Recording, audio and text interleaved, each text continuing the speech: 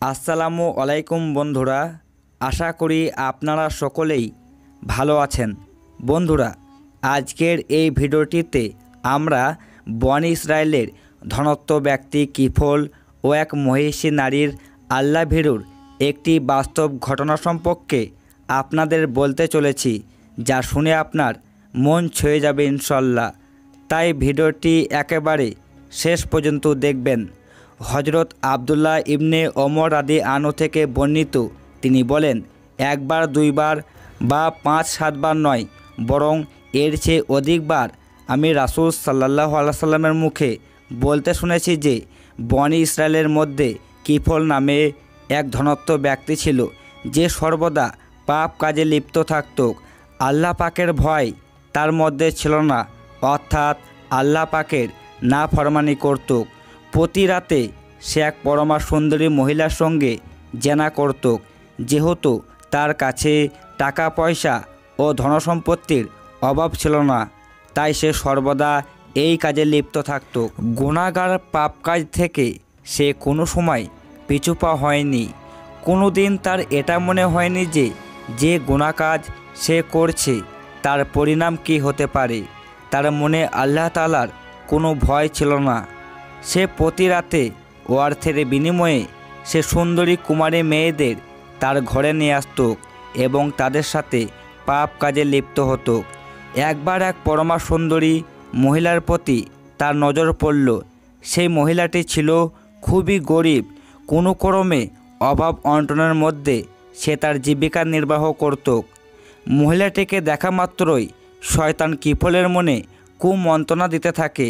সে মনে মনে ভাবল, যে কোনো উপায়ে এক রাতের জন্য তাকে উপভোগ করব। এরকম মনোভাব নিয়ে সে মহিলাটিকে গিয়ে বলল, তুমি কি আমার সাথে এক রাত কাটাতে পারবে? আর এই এক রাতের বিনিময়ে আমি তোমাকে 60 দিনার দেব। তার এই কথা শুনে মহিলাটি কি করবে ভেবে পাচ্ছিল না। যেহেতু মহিলাটি ছিল খুবই গরিব, তার অভাবের তাড়নায় সে 60 দিনারের বিনিময়ে তার প্রস্তাবে রাজি হয়ে যায়।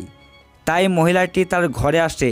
রাতের সময় কিফল যখন তার সাথে খারাপ কাজ করতে যাবে, তখন মহিলাটির মনে আল্লাহর ভয়ে তার চোখ থেকে অজস্র পানির ধারা বয়ে চলে। তার পুরো শরীর থরথর করে কাঁপতে থাকে। মহিলাটির এমন দৃশ্য দেখে কিফল ভাবল, মহিলাটি হয়তো অসুস্থ হয়ে পড়েছে। আমি কি তোমার সাথে জবরদস্তি করছি? মহিলাটি কম্পিত কণ্ঠে উত্তর দিল, না, তবে এই গুনাহের কাজ আমি কখনো করিনি। আজ শুধু অভাবের তাড়নায় এ কাজে সম্মত হতে বাধ্য হয়েছি। তাই আমার মনে আল্লাহ তাআলার আযাবের ভয় হচ্ছে। এই পাপ কাজের জন্য আল্লাহ পাক আমাকে জাহান্নামে উত্তপ আগুনে নিক্ষেপ করবেন। মহিলাটির কথা শুনে কিফলের মন একটু বিকলিত হলো। তার মনে দয়ার উদ্রেক হলো।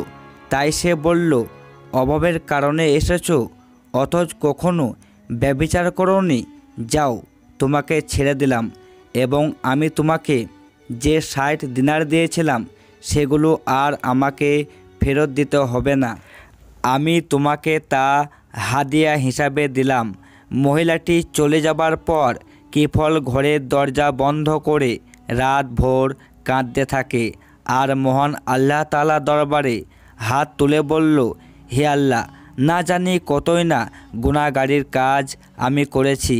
আমি জানি তুমি গফুরুর রাহিম, পরম করুণাময়, অসীম দয়ালু। তাই এই পাপ কাজ থেকে বিরত রেখে আমাকে মাফ করে দিও। সে আরও বলল, ভবিষ্যতে আমি আর আল্লাহ পাকের নাফরমানি করব না।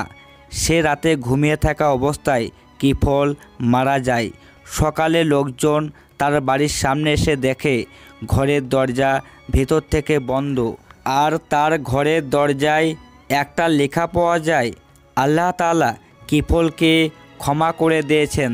বন্ধুরা, আজকের এই ঘটনা থেকে আমাদের শিক্ষণীয় বিষয় হলো, আল্লাহর ভয় গুনাহ পরিহারে বিবেককে জাগ্রত রাখে। গোপনে ও নির্জনে আল্লাহকে বেশি করে ভয় করো, কেননা নির্জনে আল্লাহর ভয় মানুষকে গুনাহ থেকে হেফাজত করে। আল্লাহ পাক মুসলিম উম্মাহের সকল নারীদের সাথে সাথে পুরুষদেরকেও তাকওয়ার অধিকারী হওয়া বা আল্লাহর ভয় অর্জন করার তৌফিক দান করুন, আমিন। তো বন্ধুরা, আজ তাহলে এই পর্যন্তই। আপনারা ভালো থাকবেন, সুস্থ থাকবেন। আল্লাহ হাফেজ।